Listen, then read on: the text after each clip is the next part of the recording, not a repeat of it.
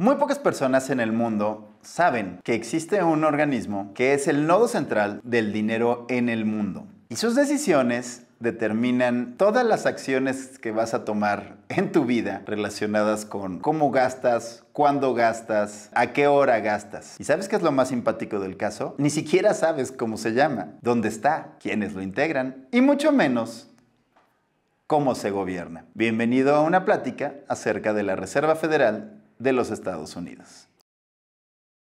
La Reserva Federal es el Banco Central de los Estados Unidos. Es el organismo que controla básicamente cómo fluye el dinero en el planeta. La cantidad de dinero que vas a tener el próximo año tiene mucho que ver con las decisiones que toma la Reserva Federal de los Estados Unidos. Para que entiendas a qué me refiero y por qué lo digo, tengo que explicar cómo funciona el sistema monetario. ¿Cómo crees que funciona? Para después demostrarte que en realidad eso no es cierto. La mayoría de las personas piensan que van al banco, hacen un depósito con sus ahorros, el banco toma ese dinero y se lo presta a otra persona que lo necesita para hacer algo con ello. Tal cosa resulta que ya no es cierta. La realidad es que tú cuando pides un crédito, tu banco tiene la capacidad de crear dinero básicamente de la nada para dártelo. Imagínate que quieres comprarte una casa y necesitas pedir dinero prestado porque no te alcanza con el dinero que tienes guardado en el banco. Y el banco revisa tu capacidad de pagarle las mensualidades. Simplemente te dice, está bien, cumples con las condiciones, ahí va tu crédito, ¿a quién se lo depositamos? ¿Qué pasa ahí? Por un lado, tú adquiriste una deuda, es decir, tu banco adquirió un patrimonio, lo que se llama un activo, en la forma de ese crédito, y una deuda en la forma de un crédito que tu banco tiene que pagarle al banco, al de la persona que te vendió la casa. Y de esa manera surgió dinero de la nada. Se creó un dinero que no existía 5 minutos antes de que pusieras tu firma en el contrato de hipoteca. Y así operan todas las operaciones bancarias que ocurren todos los días. Cada vez que metes tu tarjeta de crédito para pagar algo, cada vez que sacas un crédito para comprar un bien, simplemente tu banco hace una anotación, pues los bancos van apilando una deuda encima de otra. ¿Y en qué momento se pagan entre ellos? Pues para cubrir esas deudas, los bancos necesitan usar una forma de dinero que ni tú ni yo tenemos acceso a él, que se llama reservas bancarias. El dinero que está guardado en las cuentas de cheques que los bancos comerciales tienen con el Banco Central. Cada uno de estos bancos comerciales tiene una cuenta de cheques abierta con el Banco Central y lo que hacen para pagarse entre ellos es hacerse transferencias dentro del propio Banco Central. A veces no les alcanza y tienen que pedir prestado al Banco Central. El Banco Central de bancos centrales es la Reserva Federal de los Estados Unidos. Cuando tú oyes en las noticias que esa reserva se reunió y tomó una decisión sobre las tasas de interés, pues lo que están diciendo es que los intereses que los bancos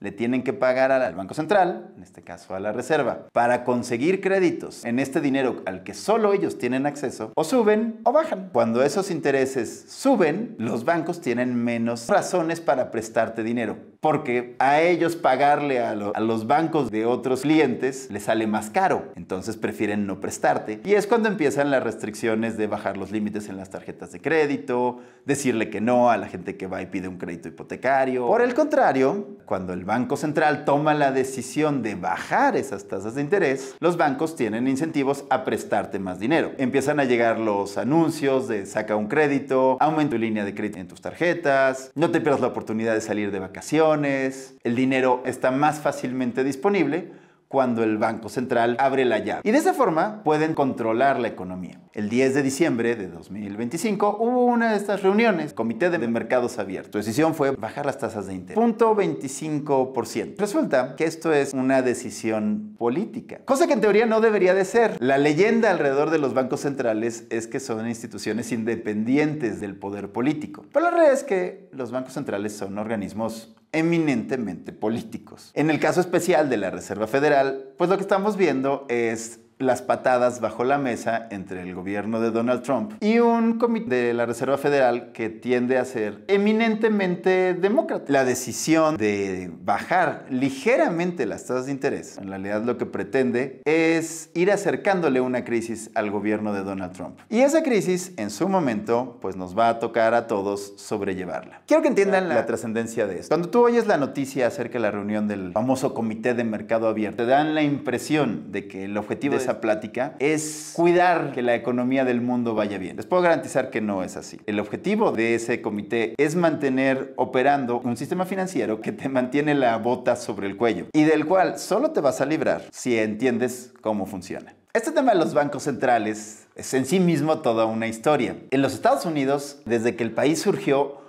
hubo una gran oposición a la idea de tener un banco central. A los estadounidenses que hicieron la guerra de independencia, que se separaron de la Gran Bretaña, la idea de tener un banco central les causaba ronchas. Y por muchos años la rechazaron abiertamente. De hecho, hubo 2 intentos, finales del siglo XVIII y principios del siglo XIX, para tener un banco central en los Estados Unidos. En ambas ocasiones, la gente los rechazó. Fue motivo de discusión en las elecciones. Andrew Jackson ganó una elección simplemente bajo la plataforma de di no al Banco Central, segundo Banco Central de los Estados Unidos. Y a partir de 1840 y durante 70 años, el país, a diferencia de la gran mayoría de los países europeos, no tuvo un banco central. ¿Qué significa que no tienes un banco central? Que el dinero tiene que ser eminentemente honesto. Los bancos comerciales solo pueden hacer préstamos muy específicos y muy pensados. Cuando alguien llega y pide un crédito, solo se lo van a dar a aquellos que crean que tienen muy buenas posibilidades de pagárselo. Evidentemente no hay crédito al consumo. ¿Eso en qué resulta? En que la gente tiene que comprarse las cosas con dinero que ahorra. No se puede ir a endeudarte y pagar a 12, 24, 36 meses.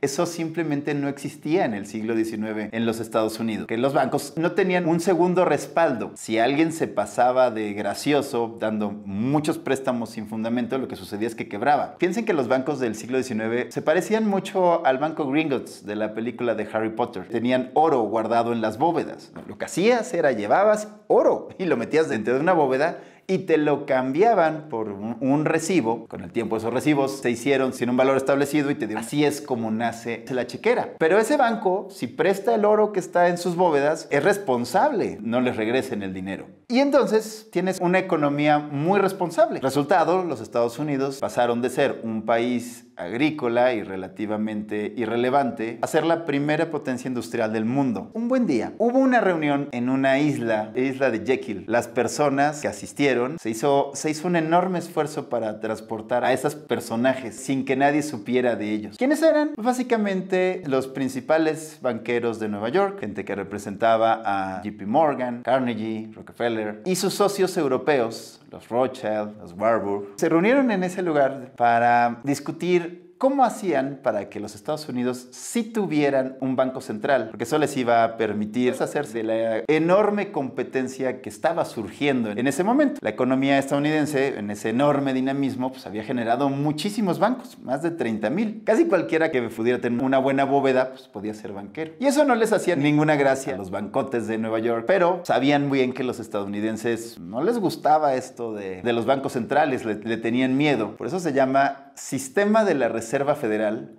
cuando en realidad ni tiene reservas ni es federal. Y después había que contar una buena historia, porque si no la gente no se lo iba a comprar. ¿Cuál fue la historia? Que había que proteger a la gente. Era muy peligroso que la gente dejara su oro custodiado con cualquiera. El oro tenía que estar en manos de gente confiable, de gente profesional de las finanzas, de gente que sí le entendiera. Y sobre todo, de bancos que tuvieran el respaldo de una institución aprobada por el gobierno. Se las ingeniaron para que el Congreso de los Estados Unidos aprobara el Acta de la Reserva Federal y a partir de 1913 existe esta institución. Cada vez que hay un cambio en estas acciones de la Reserva Federal. Lo primero que ocurre cuando la Reserva bajan las tasas de interés, el tipo de cambio de nuestros países tiende a verse fortalecido. Y otra cosa que sucede es que, dado que México tiene que pagar altas tasas de interés en comparación con las tasas estadounidenses, es que tiende a llegar más dinero hacia los mercados financieros mexicanos y eso hace que las propias tasas de interés en México tiendan a bajar. Es decir, tiene un efecto favorable para el consumo aún en nuestro país. También puede ocurrir que las tasas de interés para los créditos de largo plazo, como los créditos hipotecarios, bajen. Y eso hace atractivo la compra de casas. A menudo me preguntan que si es una buena idea, qué tan valiosa es la idea de comprar bienes inmuebles, que es lo que pues nuestros abuelos y papás siempre están como reiterando y reiterando y reiterando. Quiero decirles que, en mi opinión al menos, es muy comprensible este pensamiento, pero es una verdadera estupidez utilizar los bienes raíces como cuentas de ahorro. En primer lugar, el mantenimiento es extremadamente caro. Si no les metes dinero, se vienen abajo. En segundo lugar, es muy fácil para el gobierno tasar pasarlos a los impuestos que se les pegue su regalada gana. Y en tercero, si tienes la desgracia de vivir en un país donde la propiedad privada está concentrada en muy pocas manos, estás permanentemente en el riesgo de confiscación. Así de fácil y así de sencillo. Entonces, ¿qué hago? La primera parte es aprender a manejar el tema del crédito. El crédito solo tiene sentido si vas a producir algo con él. Pero una vez que dejes de usar mal tu crédito, ¿qué va a empezar a pasar? Vas a poder ahorrar. ¿Qué puedes hacer con ese dinero? Mi sugerencia es que aprendas sobre cosas que son auténticamente escasas. El centro de lo que les he platicado hoy acerca de la Reserva Federal es que el dinero ya no es escaso. Para los bancos y para los gobiernos, el dinero no es escaso. Ellos pueden crear dinero infinitamente. En uno de los debates que ocurrieron durante la campaña presidencial del 2024 en México, una de las candidatas dijo, es que no tenemos ningún problema para ofrecer otros programas. Dinero tenemos. Pues claro que tiene dinero, puede imprimir el dinero que se le dé la gana. El asunto es que entonces estás diluyendo el valor de dinero. Es como tener una cafetera llena de café y les estás echando agua y agua y agua hasta que eso ya no es café. Tienes que aprender a proteger el valor de tu ahorro. ¿En qué? En cosas que sí son escasas. Está el oro, está la nueva propuesta llamada Bitcoin. Matemáticamente es el activo más escaso que ha sido creado por el hombre. Y están una serie de acciones de empresas, por un ejemplo muy sencillo, Coca-Cola vale 30 mil millones de dólares. Aunque tuvieras los 30 mil millones de dólares y quisieras crear Coca-Cola, no puedes crear Coca-Cola. Este tipo de organizaciones son negocios enormemente valiosos. Y lo más importante de estos tres activos que mencioné es que son fácilmente accesibles. Cualquiera puede comprar oro, cualquiera puede comprar Bitcoin, cualquiera puede hacerse de fracciones de acciones de empresas de alto valor. Así es que si no lo haces es porque no tienes ganas de aprender de ello, ¿verdad?